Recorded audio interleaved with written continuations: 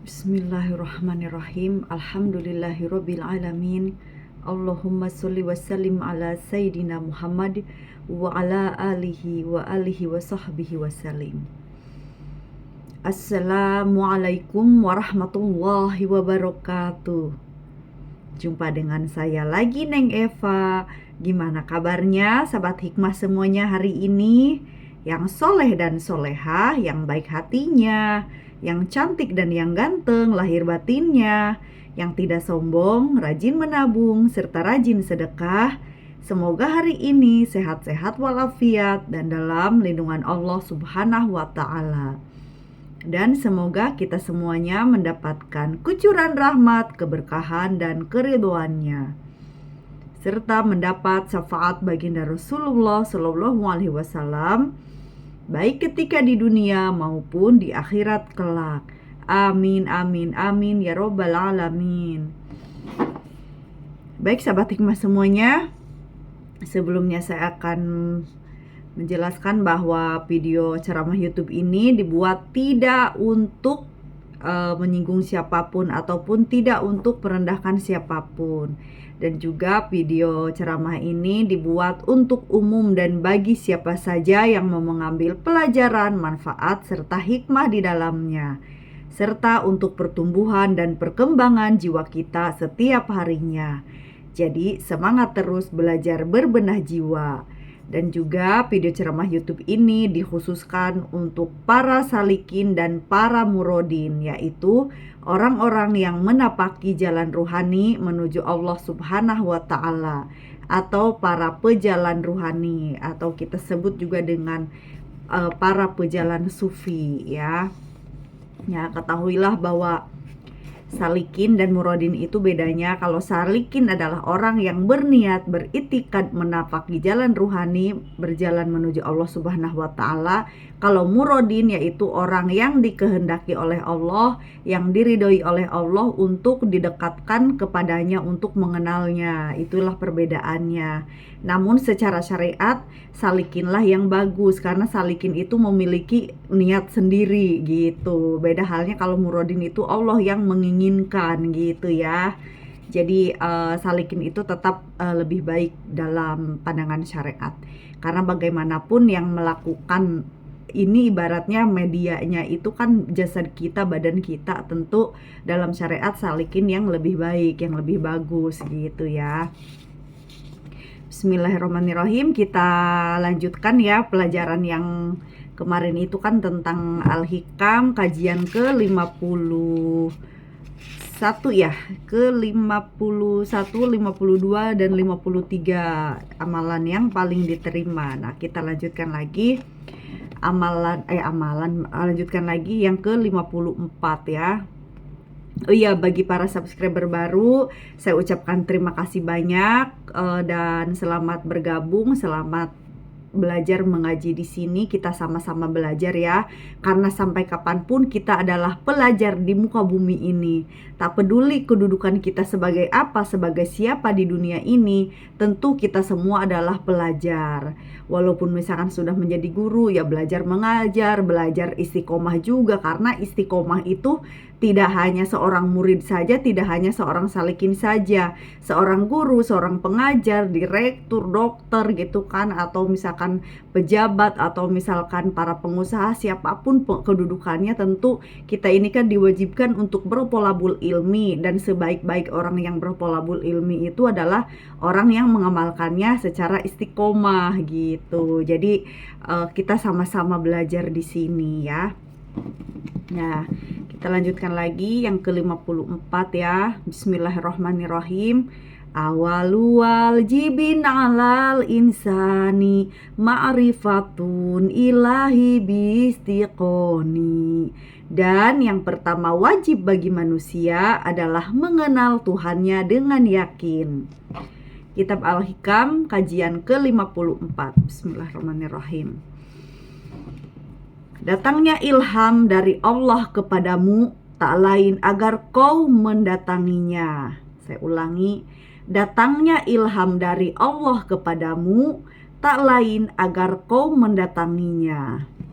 Ibnu Athaillah Al-Iskandari. Kemudian Syekh Abdullah Asy-Syarqawi Al-Khalwati, seorang Grand Syekh di University Al-Azhar Kairo, menambahkan, yang dimaksud dengan ilham adalah ilmu dan cahaya pengetahuan yang datang dari Allah. Cahaya yang membuat hati lapang dan bersinar terang. Dengannya hati bisa melihat kebenaran sebagai kebenaran dan melihat kebatilan sebagai kebatilan. Ilham ini juga merupakan penampakan ilahi yang masuk ke dalam hati, meski seorang hamba tidak merasakannya karena keburukan sifat-sifat kemanusiaannya. Terkadang ilham disebut juga dengan hal atau keadaan batin. Semuanya datang kepadamu agar kau menuju ke hadirat ilahi. Namun, untuk sampai ke hadirat Allah, hati harus bersih dan suci dari segala kekotoran. Nah, yang dimaksud dengan ilham di sini adalah ilmu dan cahaya pengetahuan yang datang dari Allah. Artinya pengetahuan secara ladunia, atau bisa juga kita sebut dengan intuisi, atau kita sebut juga dengan hidayah furqon, bisa membedakan yang baik dan yang buruk, yang hak dan yang batil, sehingga kita itu memiliki kesadaran jiwa gitu. Tidak hanya kita ibaratnya terbangun secara spiritual ya, dari ibaratnya dari keterpurukan, dari keadaan titik terendah, lalu kita bangkit untuk mengenal diri kita siapa, kenapa kita memiliki cobaan seperti ini, ujian seperti ini, bagaimana sifat-sifat dan sikap kita, bagaimana harusnya kita mengenal Allah, dari mengenal diri untuk mengenal Allah. Tentu di samping semua itu, Allah itu memang ingin dikenal gitu, karena maka Allah itu memberikan ilham-ilham petunjuk ke dalam hati kita agar kita bangkit dan beranjak untuk segera mencari seorang guru yang mursyid, agar kita dibimbing menuju Allah Subhanahu wa taala, sehingga cahaya-cahaya petunjuk secara intuisi pun timbul, atau minimal ahwal ya, keadaan batin. Contohnya misalkan kita dari seorang yang pendosa menjadi seorang yang bertobat, sehingga hati selalu istighfar. Setelah kita istighfar timbul keadaan batin untuk membuang segala penyakit batin, mengistiqomahkan ibaratnya ibadah-ibadah lahir dan ibadah batin gitu kan, sehingga kita tidak berada di kekotoran batin lagi. Artinya penyakit batin sudah kita buang, sudah kita tobatkan, sudah kita sembuhkan. Lalu timbul keinginan untuk selalu beribadah, lalu timbul keinginan untuk mengistiqomahkannya, lalu timbul misalkan ibadah yang tadinya tidak ikhlas, keadaan batin kita menjadi ikhlas.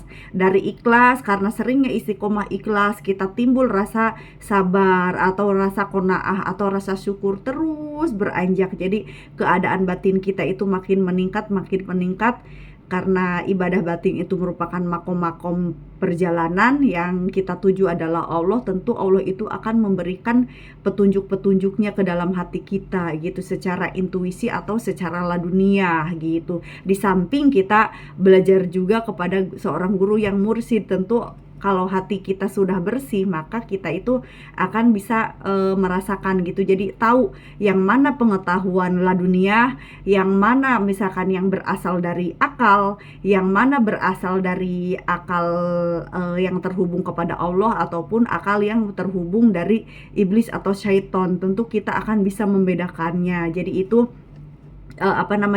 itu petunjuk-petunjuk melalui ilham yang berupa ahwal atau keadaan batin kita gitu. Jadi selalu memeriksa ahwal kita, ini saya ada di mana nih, misalkan ikhlas tercampuri dengan ria, segera kita bertobat, segera kita misalkan mengetes diri kita. Ketika kita sholat di tempat ramai dan di tempat sepi, adakah rasa keinginan mengurangi rokaat karena di tempat sepi, atau adakah rasa keinginan menambah rokaat karena di tempat ramai? Tentu itu bisa terdeteksi karena ilham yang Allah berikan kepada kita, sehingga kita tuh bisa tahu gitu kan, maksudnya ini tercampuri ria ataukah sudah benar-benar ikhlas gitu. Kalaupun sudah ikhlas, nanti beranjak lagi makom apa yang belum kita dapatkan, Allah akan memberi petunjuk, sehingga petunjuk tersebut kita laksanakan, kita amalkan. Tentu tujuannya itu untuk menuju ke hadirat ilahi gitu ya. Nah, kita lanjutkan lagi kajian ke-55. Allah memberimu ilham untuk menyelamatkanmu dari cengkraman materi dan membebaskanmu dari perbudakan hawa nafsu. Materi dan hawa nafsu akan merampas kebebasanmu bila kau begitu mencintai dan bergantung padanya. Oleh karena itu, Allah memberimu ilham yang dapat menyelamatkanmu dari cengkraman materi dan membebaskanmu dari perbudakan hawa nafsu. Dengan begitu, tak akan ada lagi kesempatan bagi makhluk untuk menguasaimu, sehingga kau hanya pasrah kepada Allah dan layak untuk hadir ke hadapannya.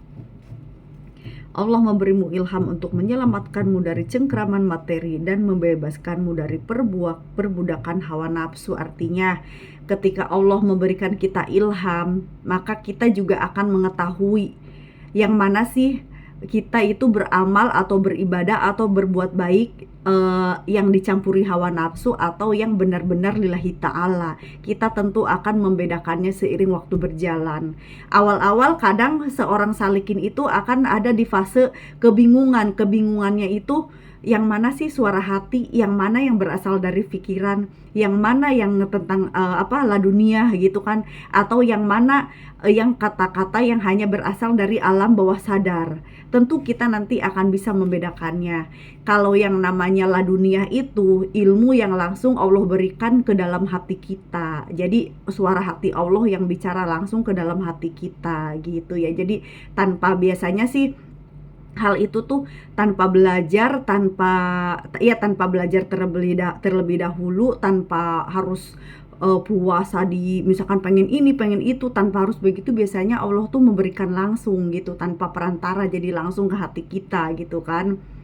Nah terus misalkan kalau misalkan ada bisikan di hati itu yang tercampuri rasa takut atau rasa khawatir, atau ada kayak semacam yang ibaratnya tuh yang ngebugel di dalam hati gitu, tapi ada kata-kata gitu yang ada bisikan tapi ada dicampuri kayak ada yang menekan di sini nih gitu, kayak ada kayak semacam rasa kayak asam lambung itu dicampuri begitu gitu. Nah itu biasanya itu merupakan hatir gitu. Jadi bukan dari Allah, bukan. Kalau dari Allah itu tenang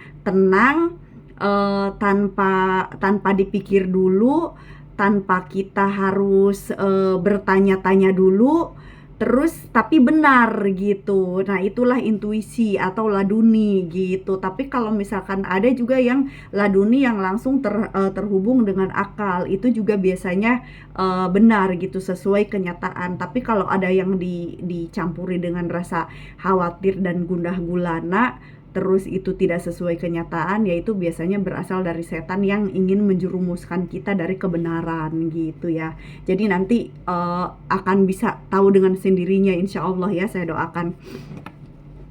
Dan juga kalau misalkan masih dikuasai hawa nafsu pun ya seperti itu gitu. Jadi kadang-kadang petunjuk itu karena hawa nafsu kita, rasa khawatir, rasa ketakutan, atau karena kita masih mencintai sesuatu toksisitas di segi-segi tertentu gitu ya. Misalkan masih cenderung senangnya itu kepada hal-hal yang sifatnya hura-hura. Misalkan kadang-kadang udahlah gitu, misalkan ulah kudu sholat, misalkan gira seieuna bae gitu, misalkan dikehendakinya aja gitu, udah mau main aja, nanti juga kalau memang keburu nanti sholat, kalau enggak ya udah gitu, itu juga kehendak Allah. Nah biasanya itu tuh setan yang mau menjerumuskan tapi secara halus gitu. Tapi kalau misalkan kita sudah membebaskan hawa nafsu dari dalam hati kita, sudah taubat dan taholi, tentu apapun ibaratnya alasannya gitu kan, waktunya sholat ya sholat gitu, waktunya puasa sunnah ya puasa sunnah, waktunya puasa wajib ya puasa wajib gitu, seperti di bulan Ramadan. Jadi enggak karena misalkan saya mau main tuh, misalkan jaraknya itu cuman 50 kilo, misalkan enggak usah puasa, musafir. Itu juga salah, karena musafir itu kan misalkan misalkan jaraknya seperti dari Jakarta ke Surabaya, nah yang lebih dari 100 kilometer gitu kan, atau misalkan kita ke luar negeri yang misalkan naik pesawatnya itu lebih dari 10 jam, atau misalkan memakan waktu berhari-hari gitu ya. Kalau cuman main pakai mobil, misalkan pergi kemana ada masjid gitu, ada tempat buka puasa gitu kan, jadi kenapa harus ibaratnya melanggar syariat gitu kan. Nah, di situ berarti kan kita masih memiliki hawa nafsu untuk seenaknya di dalam hati kita gitu. Nah, itu perlu disadari. Nah, dengan ilham yang Allah berikan kepada kita, kita akan bisa membedakan semua itu gitu. Yang mana yang baik dilakukan dan yang mana yang tidak. Tentu Allah itu akan memberikan cahaya petunjuk ke dalam hati kita gitu. Jadi tidak seenaknya gitu loh, tidak seenaknya sesuai keinginan kita, yang mana keinginan itu sebuah hawa nafsu. Begitu juga terhadap materi-materi, seperti misalkan saya kalau nggak kerja, misalkan nggak dapat duit misalkan gitu kan. Kadang suka ada tuh prinsip-prinsip atau moto hidup seseorang itu, kalau nggak kerja nggak punya duit. Padahal duit itu kan dari Allah, bisa aja dengan cara misalkan usaha, berdagang, bisnis, mengajar, atau apapun gitu ya misalkan gitu. Tapi jangan jangan ditanamkan di dalam hati, kalau nggak kerja, kalau nggak usaha nggak dapet duit gitu. Banyak kok orang yang ibaratnya orang sakit tergeletak, tiba-tiba orang datang jenguk, bawa makanan, bawa buah-buahan, bawa amplop ibaratnya kan. Nah, itu kan menandakan bahwa rezeki itu tidak harus dijemput dengan bekerja saja gitu. Artinya tanamkan dalam hati, rezeki itu dari Allah, cuman caranya kita bekerja. Tapi jangan ditanamkan kalau nggak kerja nggak punya duit gitu. Itu salah besar, karena rezeki itu dari Allah. Lihat bayi yang di dalam kandungan, dia belum bisa bergerak, belum bisa jalan, belum bisa keluar ke alam dunia ini, tapi Allah memberikan rezeki melalui ibunya, melalui tali plasenta. Itu pun rezeki gitu. Jadi makanya jangan karena kecintaan kita kepada materi atau kepada duniawi sehingga menghijabi kita dalam menuju Allah gitu. Jadi singkirkan semua alam kebendaan di dalam hati kita gitu kan, hubu dunianya, cinta dunianya, kemelekatan duniawinya, kemelekatan hawa nafsunya, atau kemelekatan toksisitasnya. Kita singkirkan, kita sembuhkan, kita taubatkan, bersihkan hati kita, berjalanlah menuju Allah. Maka Allah akan memberikan pengetahuan ladunia atau ilham-ilhamnya kepada kita, sehingga kita aware, kita sadar untuk apa kita diciptakan ke dunia ini gitu ya. Baik, kita lanjutkan lagi. Allah memberimu ilham untuk mengeluarkanmu dari penjara wujudmu dan membawamu ke angkasa penyaksianmu. Kajian ke-56. Allah memberimu ilham untuk mengeluarkanmu dari penjara wujudmu dan membawamu ke angkasa penyaksianmu. Makna penjara wujud ialah kungkungan sifat-sifatmu yang menghambatmu menyaksikan Tuhanmu, ibarat penjara yang membatasi gerak para narapidana. Maksud angkasa penyaksian adalah kesempatanmu menyaksikan Tuhanmu. Ia diumpamakan dengan ruang angkasa yang tiada batas dan tanpa ada yang menghalangi pandangan mata. Seseorang berkata, penjaramu adalah dirimu sendiri. Jika kau keluar dari sana, kau akan mengalami kebahagiaan yang abadi. Hikmah ini menegaskan bahwa pemilik ilham itu hanya satu. Demikian pula buahnya, yaitu datang ke hadiratnya. Hikmah ini juga bisa diartikan bahwa Allah selalu melimpahkan untukmu ilham agar kau sampai kepadanya. Dengan ilham yang datang kepadamu, kau pun sibuk melakukan bermacam ketaatan dan mujahadah. Namun, di saat sifat-sifat burukmu masih bercokol di hatimu yang menyebabkan kau tidak ikhlas dalam beribadah, Dia akan mengirimkan ilham lain yang akan menyelamatkanmu dari hal itu dan membuatmu ikhlas. Ketika kau ikhlas, mungkin kau akan mengandalkan keikhlasanmu sebagai jaminan diterimanya amalmu. dan sampainya dirimu di hadapan Tuhan dengan keikhlasanmu itu, tentu tindakan ini adalah salah. Oleh karena itu, ilham berikutnya akan datang. Dengan ilham itu, kau tidak lagi melihat dirimu sendiri dan hanya melihat Tuhanmu dengan mata batinmu. Nah, maksudnya bagaimana? Jadi, ibaratnya musuh terbesar adalah diri kita sendiri, artinya hawa nafsu kita sendiri. Makanya taholi, tahali, sampai tajali itu harus selalu diingat dan dilaksanakan secara istiqomah ya. Jadi kalau kita masih ibaratnya mengandalkan hawa nafsu kita sendiri, mengandalkan amal kita untuk sampai kepada Allah, itu tentu salah besar. Makanya Allah akan memberikan ilham yang lain. Awal mula kita mungkin akan mengandalkan keikhlasan kita. Dengan kita istiqomah untuk ikhlas, Allah memberikan ilham lagi kepada kita, sehingga ada bisikan dalam hati, janganlah kau mengandalkan amalmu, andalkan Allah di dalam segala sesuatu, maka berjalanlah menuju Allah. Sehingga dari ikhlas itu kita akan menjadi sabar, dari sabar kita akan menjadi tawadu, dari tawadu kita akan menjadi orang yang ridho, dari orang yang ridho kita akan menjadi orang yang tauhid, dari ketauhidan itu kita akan bisa memfanakan diri. Artinya kita membuang semua hawa nafsu di dalam hati kita, belajar sedikehendakinya Allah, mengalir apa adanya, memfanakan diri, belajar memandang Allah di segala sesuatu, bahwa yakinlah segala sesuatu selain Allah itu tiada. Maka dengan memfanakan diri, kita pun akan menjadi fana, sehingga Allah itu akan bertajalli gitu ya. Jadi memang perlu proses, perlu perjalanan yang panjang, tidak mudah. Walaupun seorang salikin itu sudah menjadi orang yang mengenal Allah, orang yang sudah syuhud mencapai makom musyahadah, tentu keistiqomahan itu tetap seumur hidup harus kita laksanakan, kita amalkan gitu ya.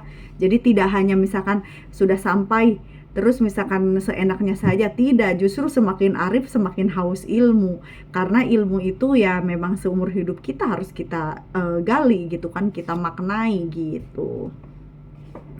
Nah, wallahu alam bisawab ya. Jadi kesimpulannya di sini, ilham itu tujuannya itu untuk kita sampai ke hadirat ilahi. Caranya adalah jangan bersekongkol dengan hawa nafsu, lalu kita memfanakan diri. Kalau orang yang sudah bisa memfanakan diri, udah punya niat memfanakan diri, akan menjadi fana. Dari fana itu Allah akan bertajalli ya.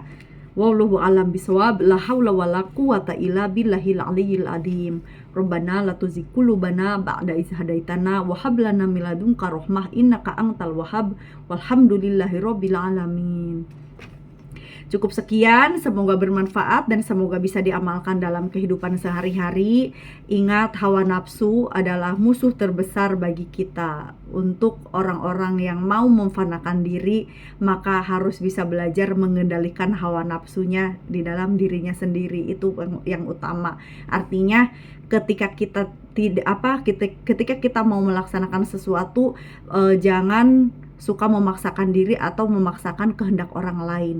Intinya pertama-tama mematikan hawa nafsu. Makan sekedarnya, minum sekedarnya, bekerja sekedarnya. Sekedarnya tuh bukan main-main ya. Artinya waktunya istirahat ya istirahat, waktunya sholat, waktunya makan gitu. Jadi mengalir apa adanya tanpa harus yang ada kudu yuk aing kudu kieu, misalkan harus ini gua harus begini. Nah itu tuh buang kayak gitu. Itu enggak itu yang menghalangi, yang menghijabi kita kepada Allah tuh yang seperti itu, memaksakan kehendak gitu ya. Pertama-tama itu saja dulu, jangan memaksakan kehendak. Insya Allah ketika kita sudah terbiasa, walaupun misalkan kita bertentangan dengan teman, dengan sahabat, dengan keluarga, dengan pasangan, atau dengan anak, atau dengan siapapun gitu ya, kita belajar mengalah gitu. Oh ya udahlah gitu, orang itu mungkin gak suka, orang itu mungkin gak mau, orang itu mungkin sedang gak mood. Jadi kita mengalah aja gitu. Terus nanti dari situ belajar nanti memiliki jiwa yang bijaksana, sehingga seolah-olah nafsu kita itu mati gitu loh, kayak nggak punya hawa nafsu, tapi kita tetap hidup gitu. Artinya biarkan Allah yang menghendakinya gitu, sedikehendakinya Allah. Nah, kalau kita sudah bisa seperti itu, nanti belajar memandang Allah di segala sesuatu dengan mata batin kita, seolah-olah kita memandang Allah gitu kan. Nah, biasanya di situ ketika kita fokus pada suatu titik, maka kita akan melihat sesuatu itu tidak ada gitu. Nah, dari situ berarti sudah mulai gejala-gejala fana itu ya, itu sudah mulai muncul. Nah, dari situ biasanya tidak lama akan bertajali gitu, akan mencapai makom musyahadah kalau udah bisa seperti itu ya. Ini rahasia antar kita aja ya para sahabat hikmah, dan tolong jangan dibahas kepada orang-orang non salikin. Saya mohon kalau mau cepat sampai kepada Allah gitu kan, tolong rahasiakan ilmu ini. Walaupun saya mengajarkan di online, tentu kalau ibaratnya kita nggak comel ke non salikin yang tidak tahu apa-apa ya, untuk diri kita aja dulu sendiri gitu ya. Jadi insya Allah kalau bisa seperti itu tuh biasanya gejala-gejala fana sudah muncul, memandang sesuatu itu lebur, binasa, sirna, itu biasanya tidak lama lagi akan mencapai makom musyahadah.